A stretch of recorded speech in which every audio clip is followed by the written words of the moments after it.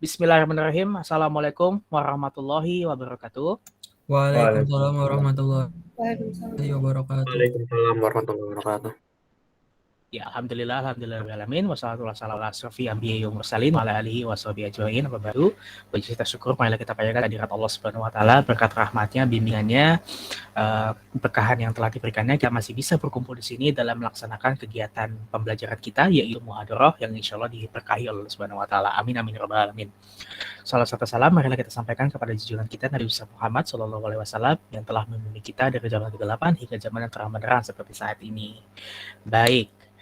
Melanjutkan apa yang lalu, bahwa kita hari ini kita akan mulai mempelajari terkait dengan muhadharahnya. Sebenarnya kalau untuk teori materi sebenarnya nggak jauh beda seperti yang sudah dilakukan di sebelumnya. Mungkin yang membedakan itu adalah bentuk nanti dari video muhadharah yang akan kalian upload. Ya, jadi bentuk videonya itu nanti akan seperti apa. Nah, itulah yang akan kita bahas nanti kayak gitu. Oke. Nah, jadi di sini yang ingin saya sampaikan kepada kalian adalah di sini kemarin minggu lalu saya menyampaikan bahwa bentuk video muhadharahnya kalian bebas ya. Kalian boleh membuat video pidato atau membuat video ceramah, boleh, silakan.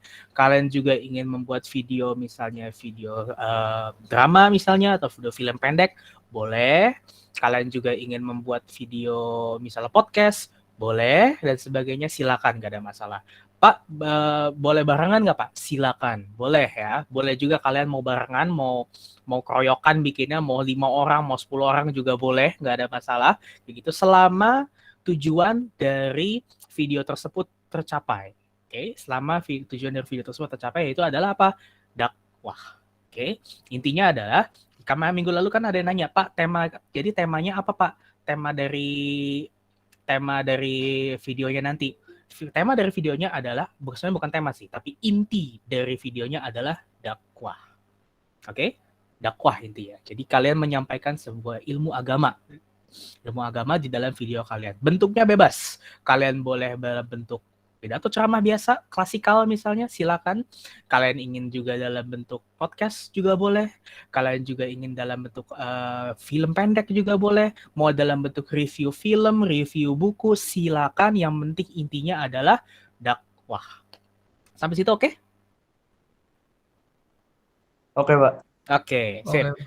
Nah, kalau situ oke, berarti terus tapi ada tema spesifiknya. Nah, tema spesifiknya kalau tentang dakwah berarti tidak jauh-jauh dari apa? Tidak jauh-jauh dari muamalah, tidak jauh-jauh dari akhlakul karimah, tidak jauh-jauh dari gimana sih cara kita berkehidupan sebagai seorang muslim, bagaimana apa yang bisa kita ambil dari cerita-cerita sahabat, sirah nabawi. Semuanya intinya terkait dengan apa yang kalian ketahui tentang agama Islam ini, tentang keindahan agama ini, silakan kalian masukkan ke dalam video kalian. Tapi saya ingin kalian videonya rapih ya, rapi, terstruktur, dan tidak cuma sekedar cekakak cekikik hahaha, nggak cuma kayak gitu aja. Tapi benar-benar dipikirkan dengan matang apa yang ingin kalian sampaikan. Oke? Nah, terkait dengan muhadharah itu sendiri, coba kita flashback dulu terkait dengan muhadharah ya. Muhadharah itu apa sih?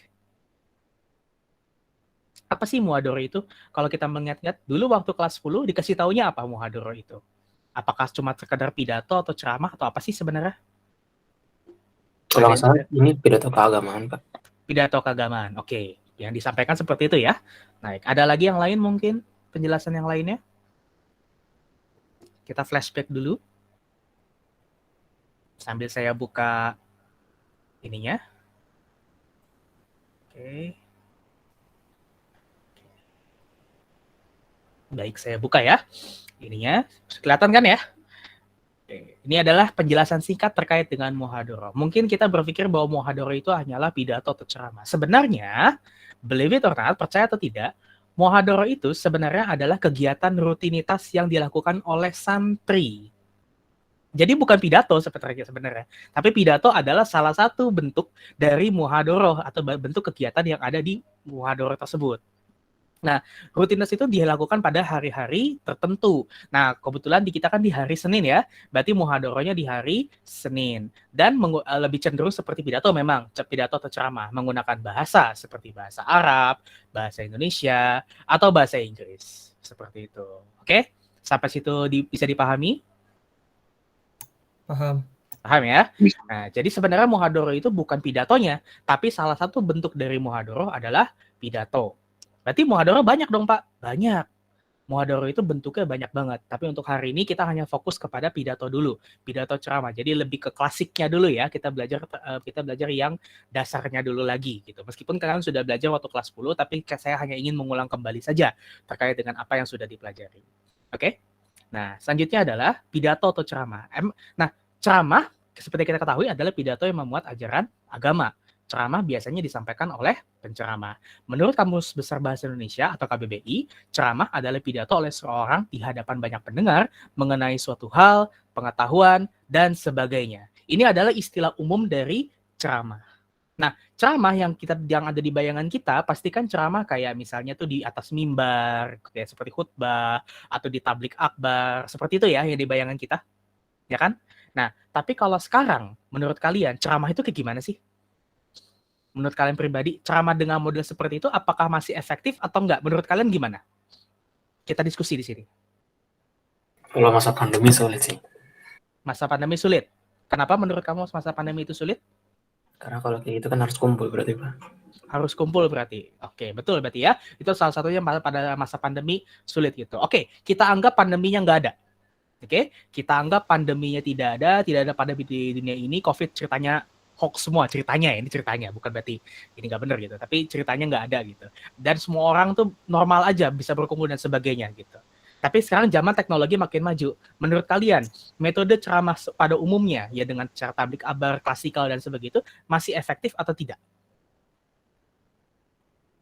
Berkaitan dengan teknologi sekarang, kayaknya masih banyak cara lain, Pak, selain dari tablik masih gitu. Banyak cara lain. Ya, betul, masih banyak cara lain gitu. Oke, saya ganti YouTube segala macam gitu. Oke, saya ganti pertanyaannya.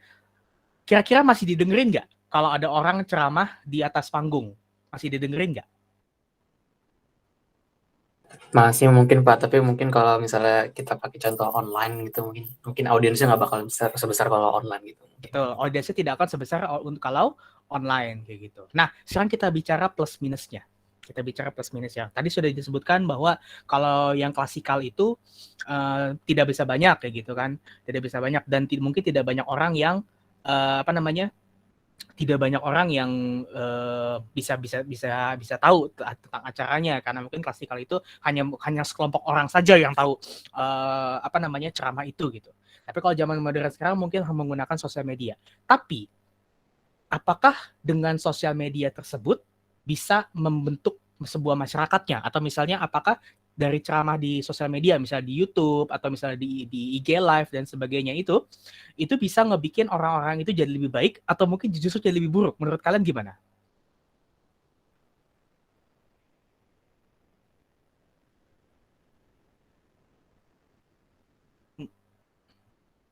Atau gini, saya ganti pertanyaannya.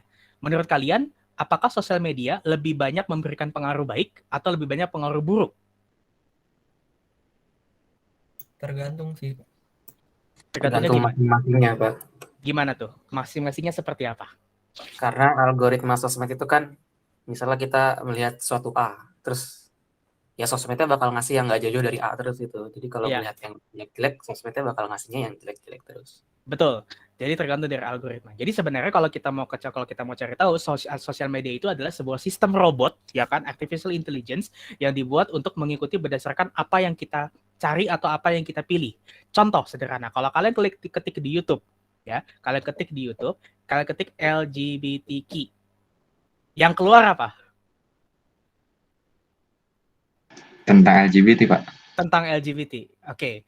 Kalau kalian belum pernah sebelumnya mencari video terkait dengan LGBTQ, ya kan? Kalian akan dikasih lihat bahwa LGBT itu apa dan sebagainya. Jadi terkait dengan informasi-informasinya. Jadi seperti itu. Tapi kalau kalian di histori kalian itu adalah kalian mengikuti semacam kayak ceramah keagamaan atau mencari tahu terkait dengan masalah isu sosial, maka kalian akan mendapatkan feed negatif terkait dengan LGBTQ. Kemudian kalau kalian mengikuti informasi terkait dengan apa komunitas LGBT itu sebenarnya orang-orang baik dan sebagainya, dan intinya yang positif, yang bagus-bagus terkait dengan komunitas tersebut, maka kalian akan diarahkan kepada hal yang baik-baiknya terkait dengan komunitas tersebut. Nah, berarti sebenarnya sosial media itu bisa jadi baik, bisa jadi buruk, tergantung bagaimana cara kita untuk membuat sebuah kontennya, atau bagaimana cara masyarakat itu menserap konten yang diterimanya. Nah, itu adalah salah satu bentuk dari sosial media, dakwah dalam sosial media, bahwa kalian harus tahu bahwa di sosial media itu yang lagi tren tuh sekarang apa, yang lagi hype itu sekarang apa. Jadi kalian tahu seperti apa. Ini sedikit selentingan gitu. Oke, itu terkait dengan pidato atau ceramah. Kita masuk ke pertanyaan selanjutnya. Nah, kalau pidato atau ceramah itu disampaikan, intinya adalah seorang yang didengar banyak pendengar, emang tujuannya apa sih? Tujuannya adalah memberikan informasi tentang sebuah hal sehingga pendengar bisa memahami atau mengerti isi informasi tersebut dengan jelas dan benar. Mengajak pendengar agar mengikuti apa yang sudah penceramah sampaikan supaya keyakinan pendengar makin bertambah guna melakukan sesuatu ke arah yang lebih baik lagi. Nah, intinya apa? Intinya adalah menyampaikan hal yang baik dan benar. Intinya kepada pendengarnya gitu. Nah, pertanyaannya, hal yang baik dan pendengar itu punya siapa? Berdasarkan apa yang sudah kita ketahui dan berdasarkan apa yang sudah kita dapatkan dari informasi sumbernya, itu jelas dan dapat dipertanggungjawabkan. Seperti itu. Jadi nanti saya ingin kalian di konten kalian, di konten pidatonya atau di konten ceramah atau di podcast dan sebagainya, saya ingin kalian menyampaikan sebuah informasi yang benar, jelas dan baik. Intinya seperti itu. Tidak menyinggung siapapun dan tidak mendiskriminasikan siapapun. Intinya seperti itu. Ya. Dan itu akan berpengaruh juga kepada algoritmanya. Nah, sampailah ke pertanyaan kita tadi, bagaimana sih pidato atau ceramah dilakukan saat ini? Sering berkembangnya zaman, terdapat sejumlah perbedaan antara penceramah zaman dulu dan zaman sekarang. Ketua Umum Pengurus Pusat Ikatan Dai Indonesia atau PPIKD, Profesor Ahmad Satori Ismail, mengungkapkan bahwa penceramah zaman dulu masih terbatas pada metode ceramah tablik akbar ataupun pengajian. Nah, sekarang saya mau tanya di sini. Di sini ada yang masih ikut pengajian atau ada yang pernah ikut pengajian? Ada? Adakah? Kalian boleh raise hand atau boleh ketik di chat, silakan aja. Ada? Ada. Oh, oke. Ada? Ada ya? Mungkin di antara kalian ada yang ikut pengajian dan sebagainya. Sebenarnya kalau dibilang efektif atau tidak, sebenarnya masih efektif. Masih efektif metode ceramah tablik akbar atau pengajian. Tapi untuk kalangan tertentu saja, untuk beberapa kelompok atau beberapa komunitas yang memang masih membutuhkan metode ceramah ini. Tapi zaman sekarang untuk orang-orang yang lebih banyak membutuhkan akses cepat dan membutuhkan banyak yang bisa, intinya butuh akses cepat dan instan, sekarang lebih banyak metodenya dan tantangannya lebih banyak. Itulah kenapa saya tidak membatasi pidato atau ceramahnya itu dalam bentuk klasikal aja, kayak pidato atau ceramah, enggak seperti itu, cuma sebegitu aja, enggak kayak gitu. Tapi saya juga membuka peluang kepada kalian, coba kalian explore, coba kalian cari tahu lagi kira-kira apakah bisa ya nggak ya kita berdakwah dengan cara podcast, bisa nggak ya kita berdakwah dengan cara review buku, review film, bisa nggak ya kita melakukan hal itu? Bisa. Nah, itulah kenapa tujuan dari Muhadharah ini. Oke? Nah, kemudian di zaman ini sudah mulai banyak orang yang ingin melakukan amar ma'ruf nahi mungkar gitu. Mungkin kita kelihatannya orang-orang tuh kayak semakin kesini kayak semakin barbar gitu ya, atau semakin nggak punya akhlak dan sebagainya gitu.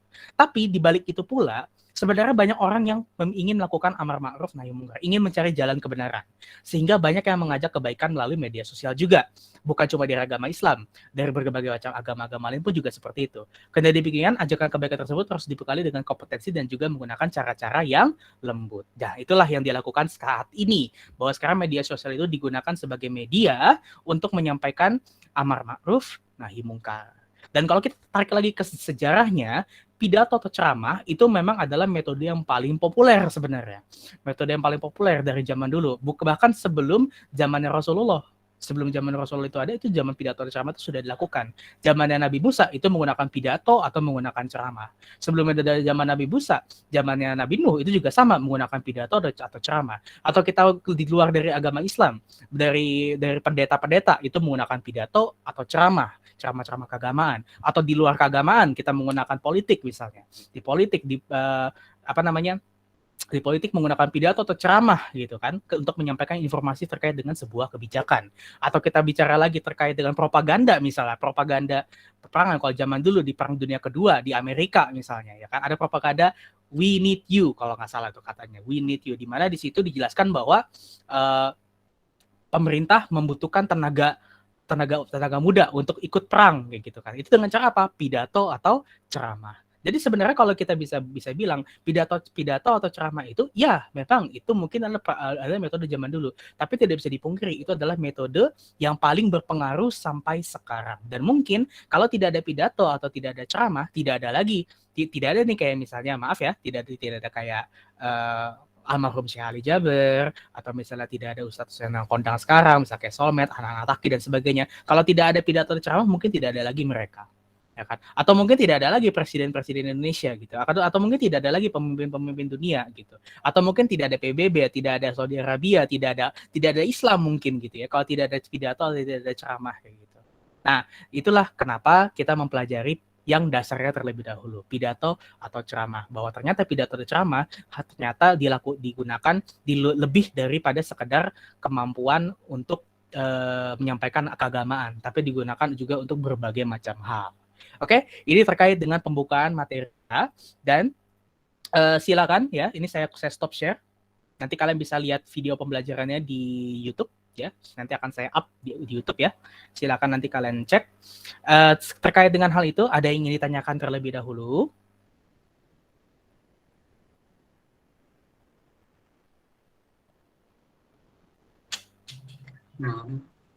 Belum? Oke. Yang lain ada yang ingin ditanyakan? Silakan tanyakan saja.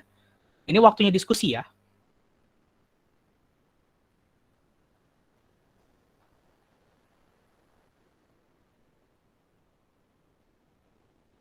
Oke, kalau tidak ada yang nanya, saya yang nanya. Saya mau nanya ke siapa ya? Saya mau nanya ke Nabila Alifiana. Ya, Assalamualaikum Nabila Alifiana. Kedengaran suara saya? Waalaikumsalam. Oke, Nabila Alifiana, kamu main sosmed? Iya. Oke. Saya tidak akan mengulik sosmed kamu dan sebagainya, tidak. Tapi saya ingin tahu, menurut kamu, ketika kamu sosmednya apa, maaf, IG kah atau Facebook atau apa yang kamu mainkan? IG, iya. Oke. Nah, saya mau nanya ke kamu nih, kayak gitu. Mau nanya ke kamu. Kan ada banyak ya orang-orang yang bikin konten cuma sekedar bikin konten aja, tapi nggak mikirin terkait dengan apa dampak yang akan diterima sama orang lain gitu. Misal ada orang yang bikin ngeprank, tapi ngeprank itu tanpa perkemanusiaan dan sebagainya. Yang itu kalau nggak salah zaman dulu ada tuh yang ngeprank daging Idul Adha tapi dikasihnya sampah. Ingat gak?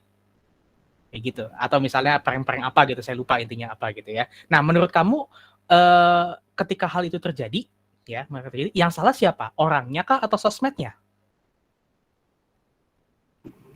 Orangnya, kenapa membuat konten seperti itu? Orangnya, kenapa membuat konten seperti itu? Berarti apa yang harus dilakukan ya? Jika ada konten yang seperti itu, bagaimana cara kita untuk menanggapinya? Apakah kita harus menghujat atau gimana, Nabila? Kalau pendapat saya memilih untuk tidak mempedulikan konten tersebut. Tidak mempedulikan konten tersebut. Oke. Terima kasih, Nabila. Next, saya akan mencoba nanya ke di sini siapa ya? Saya mau nanya ke mungkin di sini saya ada. Oke, coba ada Suryo Atmojo. Kedengaran suara saya? Assalamualaikum. Waalaikumsalam, ya Pak. Oke, kamu main sosmed, Suryo? Main Pak. Main. Apa tuh sosmednya? Ya, IG palingan Pak. IG ya, oke, sip. Baik, tadi masih ada hubungannya, tapi bukan terkait dengan kontennya. Nah, kita balik situasinya. Kalau misalnya nih, ternyata konten yang kamu buat, ya konten kamu yang buat tentang dakwah yang kamu buat itu ternyata nggak diterima dengan baik oleh orang, dibilang kayak so tahu dan sebagainya. Nah, kamu sebagai pembuat konten itu harus seperti apa menurut kamu? Harus memperbaiki palingan Pak. Memperbaikinya gimana tuh? Lihat komen-komen misalnya kayak ada yang salah di mana gitu, terus habis gitu minta pendapatnya seperti apa, seperti itu Pak. Oke, menurut pendapatnya seperti apa? Oke, terima kasih Suryo. Good answer, jawaban yang baik gitu ya. Baik. Sekarang satu lagi saya mau nanyanya ke siapa ya? Saya mau nanya ke Meisha deh. Meisha ada? Assalamualaikum. Ada Pak. Oke, Meisha Sabira. Oke deh. Nah, saya lebih ingin bertanya terkait dengan konten apa yang biasa kamu lihat. Nggak usah sebutin channelnya, nggak usah sebutin ininya. Coba disebutin aja. Kira-kira konten jenis apa yang kamu lihat? Misalnya konten entertainment kah, atau konten keagamaan, atau apa yang biasa kamu lihat, Meisha? Konten makan-makan. Konten makan-makan. Oke. Good. Bagus, saya juga suka konten makan-makan ya. Kalau di Indonesia saya suka konten itu, kalau di YouTube itu saya suka Abu Tosca. Saya juga suka Chef Arnold gitu ya, karena makanannya enak-enak. Saya pernah mencoba makan masakan dia gitu. Tapi di luar dari itu, saya mau ada satu yang mau saya tanyakan ke kamu. Kenapa konten makan-makan itu seru atau suka banyak yang nonton? Menurut kamu kenapa? Apa ya? Kayak misalnya kayak ada nih yang jelaskan dia ke satu tempat terus makan itu, terus kita ke tempat itu jadi tahu gitu. Nah, kita dari mata seorang penonton gitu, dari kamu deh gitu. Ketika kamu nonton itu, yang kamu dapatkan apa? Yang aku dapetin jadi lebih tahu lagi tentang daerah yang dia kunjungin gitu. Nah, jadi lebih tahu. Nah, itulah tujuan Muhadoroh. Tujuan Muhadoroh adalah membuat orang jauh lebih tahu dibanding sebelumnya melalui perantara kita. Bukan berarti kita lebih tahu dari mereka, bukan. Tapi memberikan informasi kepada mereka yang tadinya tidak tahu menjadi tahu, yang tadinya tahu menjadi lebih tahu, dan seterusnya kayak gitu, ya kan? Mungkin zaman waktu itu kita nggak kenal tuh namanya, atau misalnya kayak tadi gitu kan, kayak Abu Tosca, atau misalnya kayak kalau channel makan apa ya, Chef Arnold dan sebagainya, atau misalnya Wilgos Kitchen gitu kan, atau Next Carlos gitu kan, kita nggak tahu gitu kan zaman dulu gitu. Mungkin kita dulu cuma taunya wisata kuliner yang Maknyus. Ada yang pernah nonton wisata kuliner Maknyus? Belum ya? Oke, atau siapa tuh yang jalan ya kalau itu yang bikin lapar kalau nggak salah ya, yang lewat kalau nggak salah sempat terkenal juga bikin lapar gitu kan. Atau mungkin istilah mukbang. Mungkin kita nggak ada yang tahu dulu istilah mukbang dan sebagainya. Nah, challenge kita adalah bagaimana caranya untuk menyampaikan hal dakwah tersebut supaya bisa dipahami oleh orang-orang dan bisa diingat terus gitu loh. Oh, ini suatu hal yang menarik loh dan sebagainya. Nah, itulah challenge-nya gitu. Nah, itu yang akan saya tantang kepada kalian ketika kalian membuat konten. Jadi silakan untuk hari ini, pembelajaran kita sudah selesai. Silakan kalian persiapkan ya, silakan siapin temanya. Nanti untuk minggu depan siapin aja dulu tema yang ada di pikiran kalian. Minggu depan saya akan membantu kalian, kita akan berdiskusi terkait dengan bagaimana sih caranya mengembangkan sebuah tema menjadi sebuah bentuk apa ya? Bentuk pidato, bukan bentuk pidato ya, tapi bentuk muhadoroh atau bentuk dakwah yang baik dan benar kayak gitu. Dipikirkan aja dulu tema, satu tema aja. Apa aja? Misalnya etika makan misalnya. Saya tuh kalau ngomongin etika makan tuh saya ingatnya Nusa dan Rara. Selalu saya ingatnya itu. Kenapa? Karena itu viralnya nauzubillah gitu. Gila-gila banget itu viralnya. Dan saya suka banget dengan channel mereka. Gitu. Bukan hanya karena dakwahnya bagus, tapi animasinya bagus, kualitasnya juga bagus, story-nya bagus, semuanya bagus. Karakternya juga bagus. Saya tuh suka banget sama Nusa dan Rara. Nah, itu yang saya ingin kalian itu saya ingin challenge kepada kalian. Bisa nggak kalian membuat sebuah konten yang benar-benar bagus banget, yang benar-benar orang tuh bisa ingat di kepalanya. Nah, itu yang saya pengen tahu. Gitu ya. Kontennya bebas ya. Boleh pidato, boleh ceramah, boleh podcast, boleh review, apapun, intinya adalah satu, dakwah. Oke? Baik, silakan dipersiapkan. Kalian boleh persiapin sendiri atau kalian mau join forces, silakan mau keroyokan juga boleh. Saya tidak akan memaksa kalian bikin kelompok, enggak. Tapi kalau kalian ingin bikin kelompok, silakan. justru saya sangat menganjurkan untuk bikin kelompok gitu ya. Silakan kalian pikirkan kira-kira apa yang ingin dibicarakan sambil menunggu waktu zuhur. Mungkin itu saja yang bisa saya sampaikan untuk hari ini. Terima kasih kepada teman-teman yang sudah hadir. Insya Allah kita ketemu lagi di pertemuan selanjutnya di minggu depan berarti ya, di hari Senin di jam yang sama, di jam 11:10. Jadi kita belajar mulai jam 11:10 ya, bukan jam 11:00 tapi jam 11:10 karena 10 menit pertama saya gunakan untuk waktu mengisi link presensi kehadiran. Oke. Nah, sekali lagi yang belum mengisi link presensi kehadiran, saya ingatkan tolong diisi dulu. Link presensinya sudah ada di Google Classroom. Demikian yang bisa saya sampaikan. Kita tutup pertemuan hari ini dengan lafaz hamdalah, alhamdulillahirabbil alamin, dan ditutup dengan doa kafaratul majelis.